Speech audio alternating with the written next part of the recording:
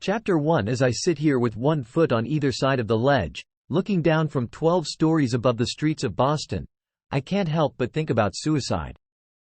Not my own. I like my life enough to want to see it through. I'm more focused on other people, and how they ultimately come to the decision to just end their own lives. Do they ever regret it? In the moment after letting go and the second before they make impact, there has to be a little bit of remorse in that brief free fall.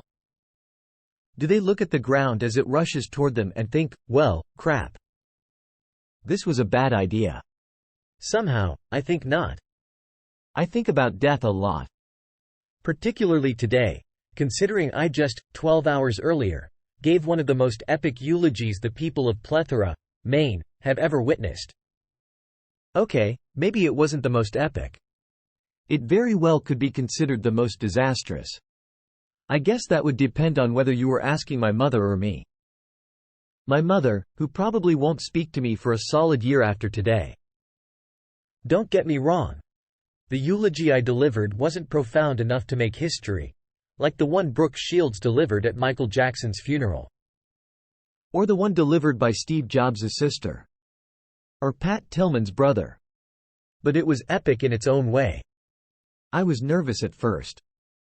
It was the funeral of the prodigious Andrew Bloom, after all. Adored mayor of my hometown of Plethora, Maine. Owner of the most successful real estate agency within city limits. Husband of the highly adored Jenny Bloom, the most revered teaching assistant in all of Plethora. And father of Lily Bloom. That strange girl with the erratic red hair who once fell in love with a homeless guy and brought great shame upon her entire family. That would be me. I'm Lily Bloom, and Andrew was my father. As soon as I finished delivering his eulogy today, I caught a flight straight back to Boston and hijacked the first roof I could find. Again, not because I'm suicidal. I have no plans to scale off this roof. I just really needed fresh air and silence, and damn it if I can't get that from my third-floor apartment with absolutely no rooftop access and a roommate who likes to hear herself sing. I didn't account for how cold it would be up here, though. It's not unbearable, but it's not comfortable, either. At least I can see the stars. Dead fathers and exasperating roommates and questionable eulogies don't feel so awful when the night sky is clear enough to literally feel the grandeur of the universe. I love it when the sky makes me feel insignificant. I like tonight. Well. Let me rephrase this so that it more appropriately reflects my feelings in past tense. I like tonight. But unfortunately for me, the door was just shoved open so hard. I expect the stairwell to spit a human out onto the rooftop. The door slams shut again and footsteps move swiftly across the deck. I don't even bother looking up. Whoever it is more than likely won't even notice me back here straddling the ledge to the left of the door. They came out here in such a hurry. It isn't my fault if they assume they're alone. I sigh quietly, close my eyes and lean my head against the stucco wall behind me, cursing the universe for ripping this peaceful, introspective moment out from under me. The least the universe could do for me today is ensure that it's a woman and not a man. If I'm going to have company, I'd rather it be a female. I'm tough for my size and can probably hold my own in most cases, but I'm too comfortable right now to be on a rooftop alone with a strange man in the middle of the night. I might fear for my safety and feel the need to leave, and I really don't want to leave. As I said before. I'm comfortable. I finally allow my eyes to make the journey to the silhouette leaning over the ledge. As luck would have it, he's definitely male. Even leaning over the rail, I can tell he's tall. Broad shoulders create a strong contrast to the fragile way he's holding his head in his hands. I can barely make out the heavy rise and fall of his back as he drags in deep breaths and forces them back out when he's done with them. He appears to be on the verge of a breakdown. I contemplate speaking up to let him know he has company, or clearing my throat, but between thinking it and actually doing it, he spins around and kicks one of the patio chairs behind him. I flinch as it screeches across the deck, but being as though he isn't even aware he has an audience, the guy doesn't stop with just one kick. He kicks the chair repeatedly, over and over. Rather than give way beneath the blunt force of his foot, all the chair does is scoot farther and farther away from him. That chair must be made from marine-grade polymer. I once watched my father back over an outdoor patio table made of marine-grade polymer, and it practically laughed at him. Dented his bumper, but didn't even put a scratch on the table. This guy must realize he's no match for such a high-quality material, because he finally stops kicking the chair. He's now standing over it, his hands clenched in fists at his sides. To be honest, I'm a little envious. Here this guy is, taking his aggression out on patio furniture like a champ. He's obviously had a shitty day, as have I, but whereas I keep my aggression pent up until it manifests in the form of passive aggressiveness, this guy actually has an outlet. My outlet used to be gardening. Anytime I was stressed, I'd just go out to the backyard and pull every single weed I could find. But since the day I moved to Boston 2 years ago, I haven't had a backyard. Or a patio. I don't even have weeds. Maybe I need to invest in a marine-grade polymer patio chair. I stare at the guy a moment longer, wondering if he's ever going to move. He's just standing there, staring down at the chair. His hands aren't in fists anymore. They're resting on his hips, and I notice for the first time how his shirt doesn't fit him very well around his biceps. It fits him everywhere else, but his arms are huge. He begins fishing around in his pockets until he finds what he's looking for and, in what I'm sure is probably an effort to release even more of his aggression, he lights up a joint. I'm 23, I've been through college and have done this very same recreational drug a time or two. I'm not going to judge this guy for feeling the need to toke up in private. But that's the thing, he's not in private. He just doesn't know that yet. He takes in a long drag of his joint and starts to turn back toward the ledge. He notices me on the exhale. He stops walking the second our eyes meet. His expression holds no shock, nor does it hold amusement when he sees me. He's about 10 feet away, but there's enough light from the stars that I can see his eyes as they slowly drag over my body without revealing a single thought. This guy holds his cards well. His gaze is narrow and his mouth is drawn tight, like a male version of the Mona Lisa. "What's your name?" he asks. I feel his voice in my stomach. That's not good. Voices should stop at the ears, but sometimes, not very often at all, actually, a voice will penetrate past my ears and reverberate straight down through my body. He has one of those voices. Deep, confident, and a little bit like butter. When I don't answer him, he brings the joint back to his mouth and takes another hit. "Lily," I finally say. I hate my voice. It sounds too weak to even reach his ears from here, much less reverberate inside his body. He lifts his chin a little and nudges his head toward me. "Will you please get down from there, Lily?" It isn't until he says this that I notice his posture. He's standing straight up now, rigid even. Almost as if he's nervous I'm going to fall. I'm not. This ledge is at least a foot wide, and I'm mostly on the roof side. I could easily catch myself before I fell, not to mention I've got the wind in my favor. I glance down at my legs and then back up at him. "No, thanks. I'm quite comfortable where I am." He turns a little, like he can't look straight at me. "Please get down." It's more of a demand now, despite his use of the word please. There are 7 empty chairs up here. Almost 6, I correct, reminding him that he just tried to murder one of them. He doesn't find the humor in my response. When I fail to follow his orders, he takes a couple of steps closer. "You are a mere 3 inches from falling to your death. I've been around enough of that for one day." He motions for me to get down again. "You're making me nervous. Not to mention ruining my high." I roll my eyes and swing my legs over. Heaven forbid a joint go to waste. I hop down and wipe my hands across my jeans. "Better?" I say as I walk toward him. He lets out a rush of air, as if seeing me on the ledge actually had him holding his breath. I pass him to head for the side of the roof with the better view, and as I do, I can't help but notice how unfortunately cute he is. No. Cute is an insult.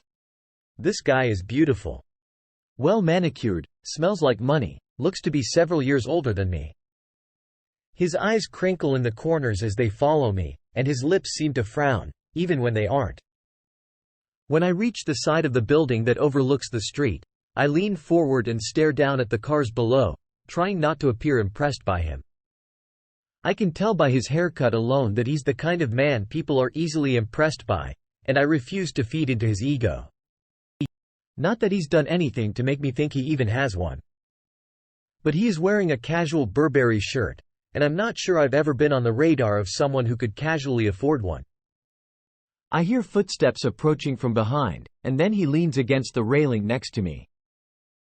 Out of the corner of my eye, I watch as he takes another hit of his joint. When he's finished, he offers it to me, but I wave it off. The last thing I need is to be under the influence around this guy. His voice is a drug in itself. I kind of want to hear it again, so I throw a question in his direction. So what did that chair do to make you so angry? He looks at me. Like really looks at me. His eyes meet mine and he just stares, hard, like all my secrets are right there on my face. I've never seen eyes as dark as his. Maybe I have, but they seem darker when they're attached to such an intimidating presence. He doesn't answer my question, but my curiosity isn't easily put to rest. If he's going to force me down from a very peaceful, comfortable ledge, then I expect him to entertain me with answers to my nosy questions. Was it a woman? I inquire. Did she break your heart? He laughs a little with that question. If only my issues were as trivial as matters of the heart. He leans into the wall so that he can face me. What floor do you live on? He licks his fingers and pinches the end of his joint, then puts it back in his pocket. I've never noticed you before. That's because I don't live here. I point in the direction of my apartment. See that insurance building? He squints as he looks in the direction I'm pointing. Yeah. I live in the building next to it. It's too short to see from here. It's only 3 stories tall. He's facing me again, resting his elbow on the ledge. If you live over there, why are you here? Your boyfriend live here or something? His comment somehow makes me feel cheap. It was too easy, an amateurish pickup line. From the looks of this guy, I know he has better skills than that. It makes me think he saves the more difficult pickup lines for the women he deems worthy. You have a nice roof, I tell him. He lifts an eyebrow, waiting for more of an explanation. I wanted fresh air. Somewhere to think. I pulled up Google Earth and found the closest apartment complex with a decent rooftop patio. He regards me with a smile. At least you're economical, he says.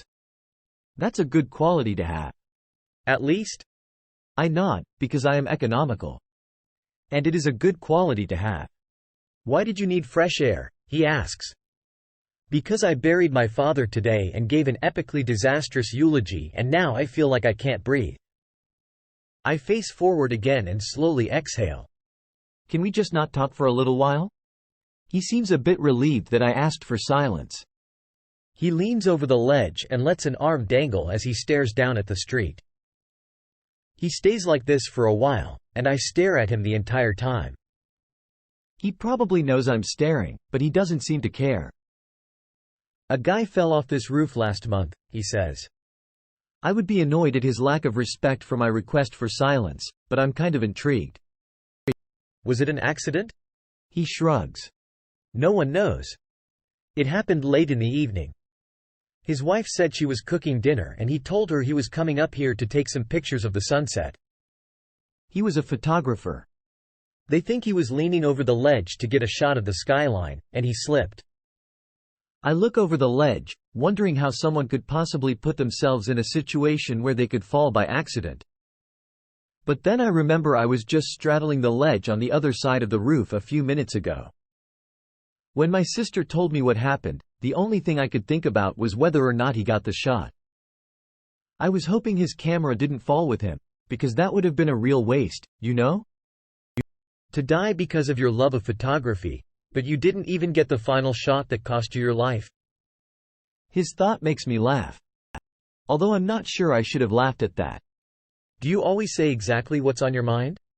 He shrugs. Not to most people. This makes me smile.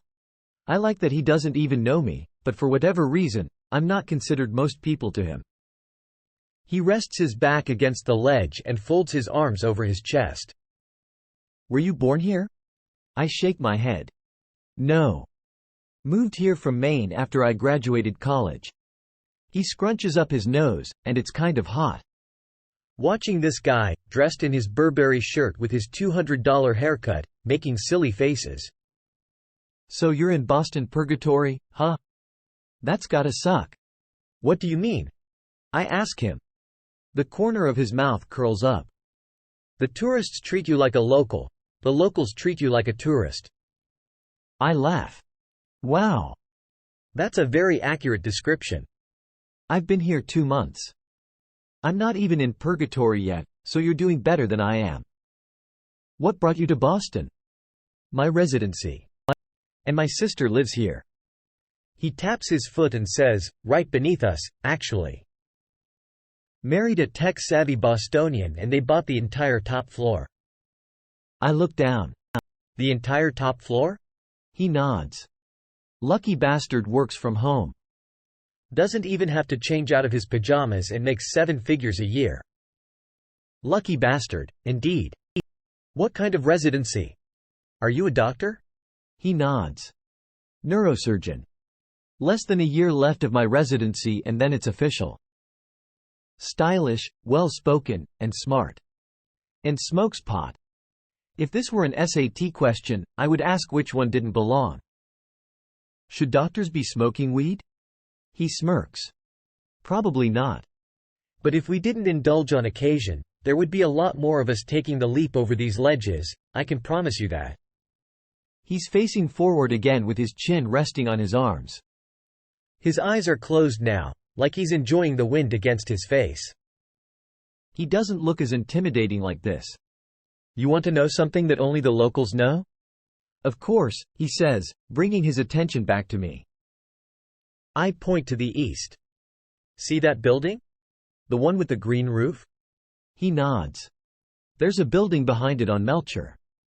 There's a house on top of the building. Like a legit house, built right on the rooftop. You can't see it from the street, and the building is so tall that not many people even know about it. He looks impressed. Really? I nod. I saw it when I was searching Google Earth, so I looked it up. Apparently a permit was granted for the construction in 1982. How cool would that be? To live in a house on top of a building?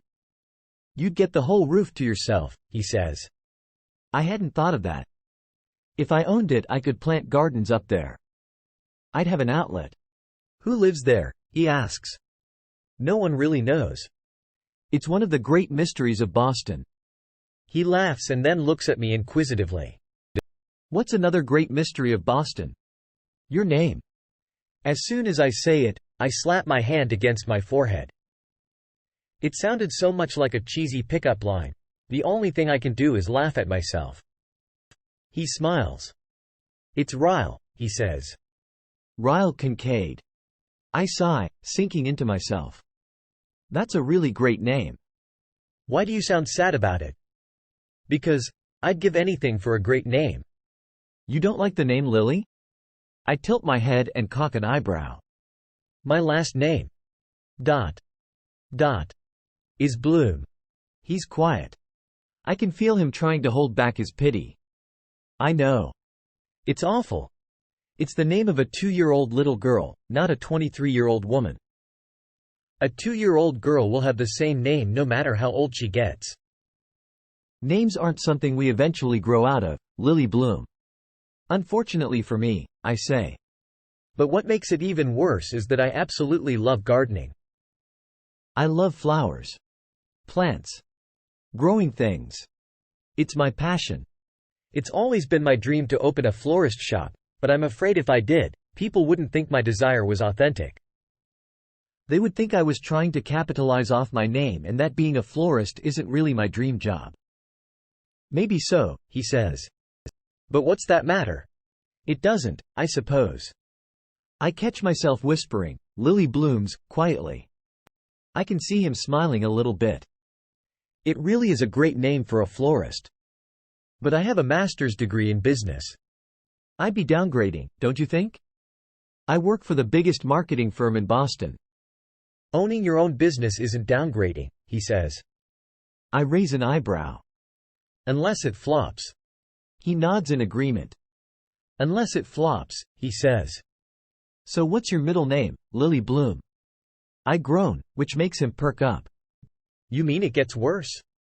I drop my head in my hands and nod. Rose? I shake my head. Worse. Violet? I wish.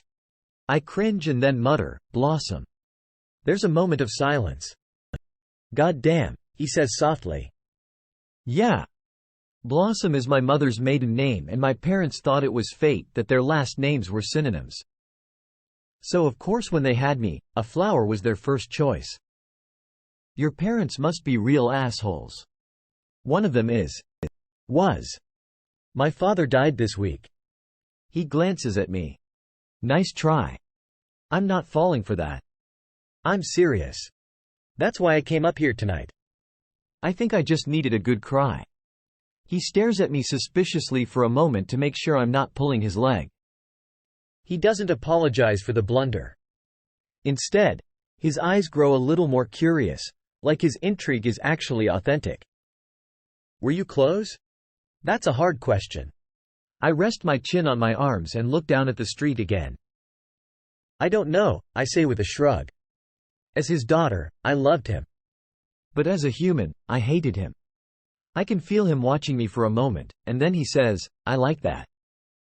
Your honesty. He likes my honesty. I think I might be blushing.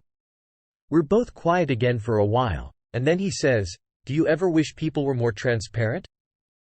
How so? He picks at a piece of chipped stucco with his thumb until it breaks loose. He flicks it over the ledge. I feel like everyone fakes who they really are, when deep down we're all equal amounts of screwed up. Some of us are just better at hiding it than others. Either his high is setting in, or he's just very introspective. Either way, I'm okay with it. My favorite conversations are the ones with no real answers. I don't think being a little guarded is a negative thing, I say. Naked truths aren't always pretty. He stares at me for a moment. Naked truths, he repeats. I like that. He turns around and walks to the middle of the rooftop. He adjusts the back on one of the patio loungers behind me and lowers himself onto it. It's the kind you lie on, so he pulls his hands behind his head and looks up at the sky. I claim the one next to him and adjust it until I'm in the same position as him. Tell me a naked truth, Lily. Pertaining to what? He shrugs. I don't know. Something you aren't proud of. Something that will make me feel a little less screwed up on the inside. He's staring up at the sky, waiting on me to answer. My eyes follow the line of his jaw, the curve of his cheeks, the outline of his lips. His eyebrows are drawn together in contemplation. I don't understand why, but he seems to need conversation right now. I think about his question and try to find an honest answer. When I come up with one, I look away from him and back up to the sky. My father was abusive. Not to me, to my mother. He would get so angry when they fought that sometimes he would hit her. When that happened, he would spend the next week or two making up for it. He would do things like buy her flowers or take us out to a nice dinner. Sometimes he would buy me stuff because he knew I hated it when they fought. When I was a kid, I found myself looking forward to the nights they would fight. Because I knew if he hit her, the 2 weeks that followed would be great. I pause. I'm not sure I've ever admitted that to myself. Of course if I could, I would have made it to where he never touched her. But the abuse was inevitable with their marriage, and it became our norm. When I got older, I realized that not doing something about it made me just as guilty. I spent most of my life hating him for being such a bad person, but I'm not so sure I'm much better. Maybe we're both bad people. Ryle looks over at me with a thoughtful expression. Lily, he says pointedly. There's no such thing as bad people. We're all just people who sometimes do bad things.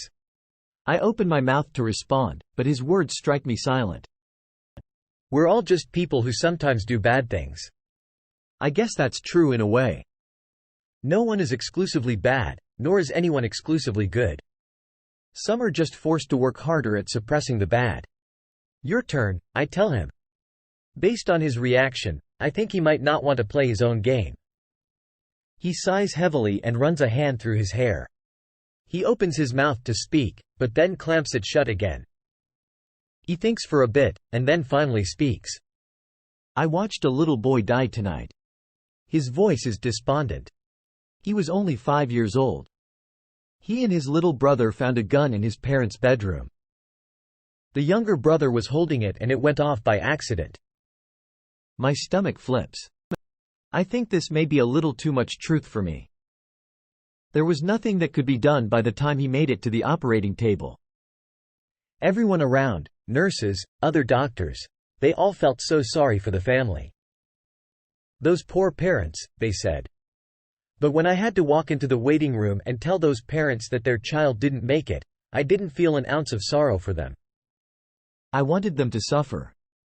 I wanted them to feel the weight of their ignorance for keeping a loaded gun within access of 2 innocent children. I wanted them to know that not only did they just lose a child, they just ruined the entire life of the one who accidentally pulled the trigger. Jesus Christ. I wasn't prepared for something so heavy. I can't even conceive how a family moves past that. That poor boy's brother, I say. I can't imagine what that's going to do to him, seeing something like that. Ryle flicks something off the knee of his jeans. It'll destroy him for life, that's what it'll do. I turn on my side to face him, lifting my head up onto my hand. Is it hard? Seeing things like that every day?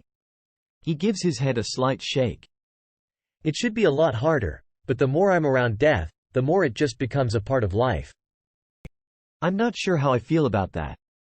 He makes eye contact with me again. Give me another one, he says. I feel like mine was a little more twisted than yours.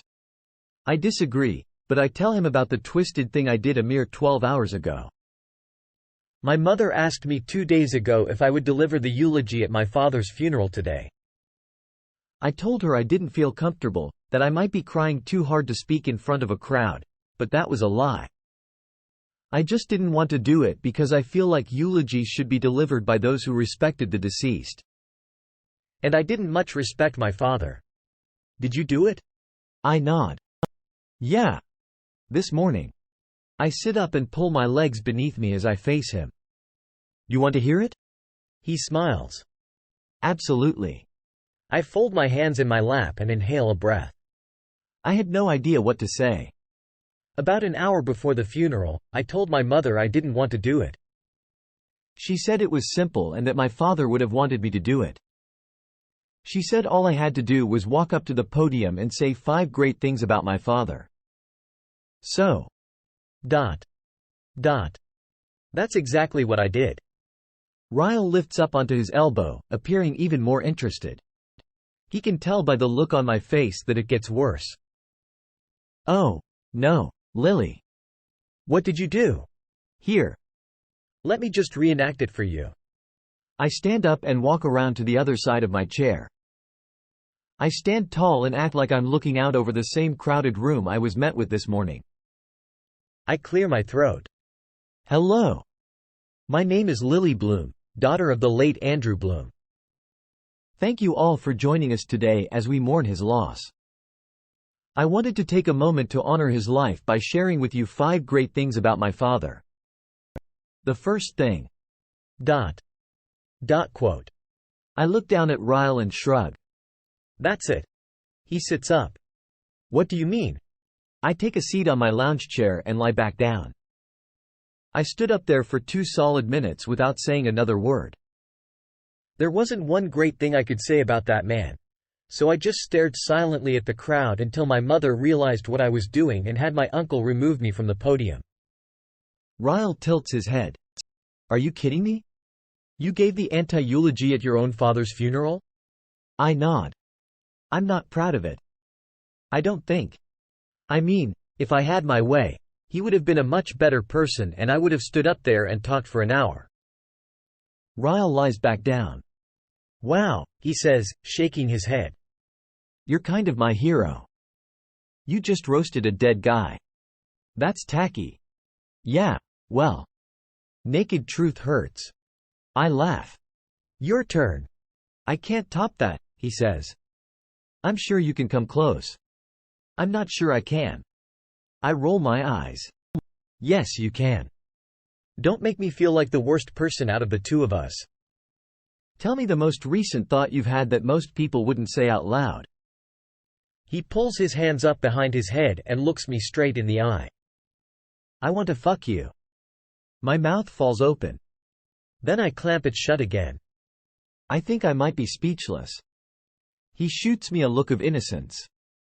You asked for the most recent thought, so I gave it to you. You're beautiful. I'm a guy. If you were into one-night stands, I would take you downstairs to my bedroom and I would fuck you. I can't even look at him. His statement makes me feel a multitude of things all at once. Well, I'm not into one-night stands. I figured as much, he says. Your turn. He's so nonchalant. He acts as if he didn't just stun me into silence. I need a minute to regroup after that one, I say with a laugh. I try to think of something with a little shock value, but I can't get over the fact that he just said that. Out loud. Maybe because he's a neurosurgeon and I never pictured someone so educated throwing around the word fuck so casually. I gather myself. Dot. Dot. Somewhat. Dot. Dot. And then say, okay. Since we're on the subject. Dot. Dot. The first guy the first ever had sex with was homeless. He perks up and faces me. Oh, I'm gonna need more of this story. I stretch my arm out and rest my head on it. I grew up in Maine. We lived in a fairly decent neighborhood, but the street behind our house wasn't in the best condition. Our backyard butted up to a condemned house adjacent to 2 abandoned lots.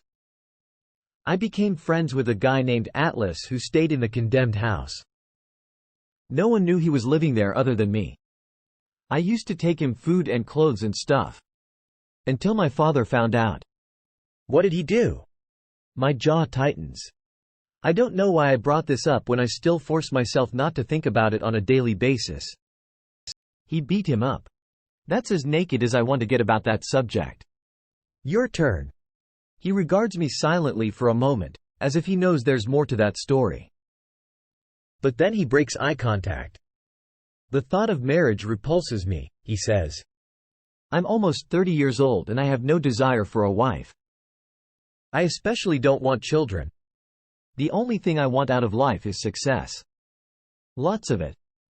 But if I admit that out loud to anyone, it makes me sound arrogant. Professional success? Or social status? He says, both. Anyone can have children. Anyone can get married. But not everyone can be a neurosurgeon. I get a lot of pride out of that. And I don't just want to be a great neurosurgeon. I want to be the best in my field. You're right. It does make you sound arrogant. He smiles. My mother fears I'm wasting my life away because all I do is work. You're a neurosurgeon and your mother is disappointed in you? I laugh. Good Lord, that's insane. Are parents ever really happy with their children? Will they ever be good enough? He shakes his head. My children wouldn't be. Not many people have the drive I do, so I'd only be setting them up for failure. That's why I'll never have any. I actually think that's respectable, Ryle. A lot of people refuse to admit they might be too selfish to have children. He shakes his head. Oh, I'm way too selfish to have children. And I'm definitely way too selfish to be in a relationship. So how do you avoid it? You just don't date? He cuts his eyes to me, and there's a slight grin affixed to his face.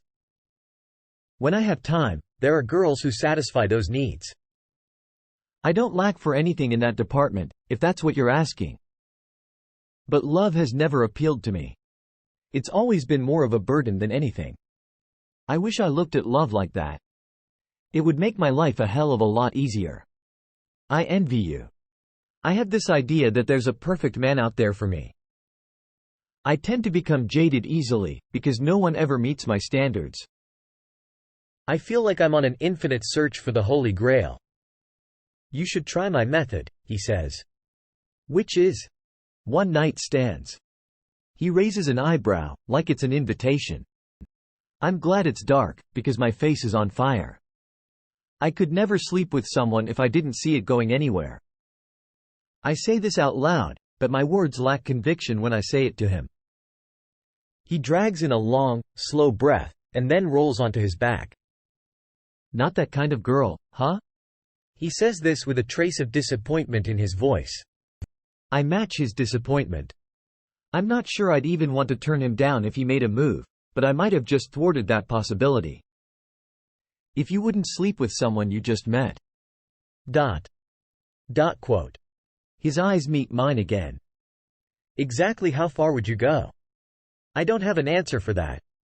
I roll onto my back because the way he's looking at me makes me want to rethink one-night stands. I'm not necessarily against them, I suppose. I've just never been propositioned for one by someone I would consider it with. Until now. I think. Is he even propositioning me? I've always been terrible at flirting. He reaches out and grabs the edge of my lounge chair. In one swift movement and with very minimal effort, he drags my chair closer to him until it bumps his. My whole body stiffens. He's so close now, I can feel the warmth of his breath cutting through the cold air.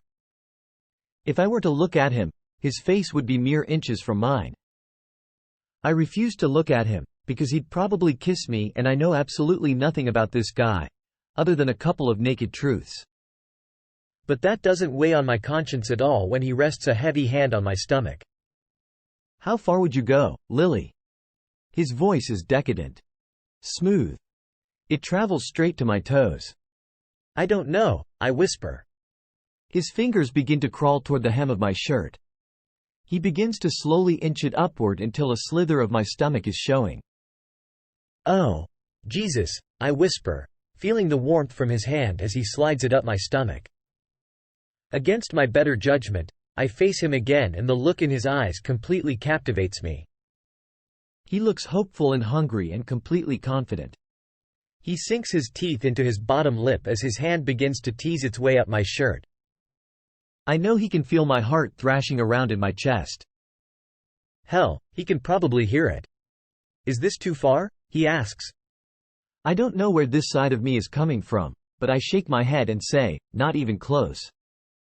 With a grin, his fingers brush the underneath of my bra, lightly trickling over my skin that is now covered in chills. As soon as my eyelids fall shut, the piercing of a ring rips through the air. His hand stiffens when we both realize it's a phone. His phone. He drops his forehead to my shoulder. Damn it. I frown when his hand slips out from beneath my shirt. He fumbles in his pocket for his phone, standing up and walking several feet away from me to take the call. Dr. Kincaid, he says. He listens intently, his hand gripping the back of his neck. What about Roberts? I'm not even supposed to be on call right now. More silence is followed with, yeah, give me 10 minutes. On my way. He ends the call and slides his phone back in his pocket. When he turns to face me, he looks a little disappointed. He points to the door that leads to the stairwell. I have to. Quote. I nod. It's fine. He considers me for a moment, and then holds up a finger. Don't move, he says, reaching for his phone again. He walks closer and holds it up as if he's about to snap a picture of me. I almost object, but I don't even know why. I'm fully clothed. It just doesn't feel that way for some reason. He snaps a picture of me lying in the lounge chair, my arms relaxed above my head. I have no idea what he plans to do with that picture, but I like that he took it. I like that he had the urge to remember what I look like, even though he knows he'll never see me again. He stares at the photo on his screen for a few seconds and smiles. I'm half tempted to take a picture of him in return, but I'm not sure I want a reminder of someone I'll never see again. The thought of that is a little depressing.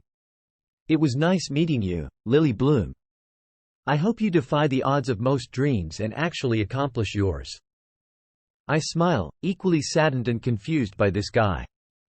I'm not sure that I've ever spent time with someone like him before, someone of a completely different lifestyle and tax bracket.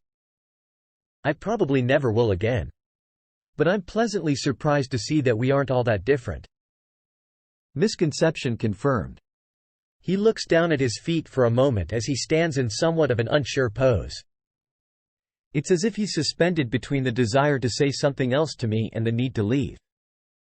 He glances at me one last time, this time without so much of a poker face. I can see the disappointment in the set of his mouth before he turns and walks in the other direction. He opens the door and I can hear his footsteps fade as he rushes down the stairwell. I'm alone on the rooftop once again, but to my surprise, I'm a little saddened by that now.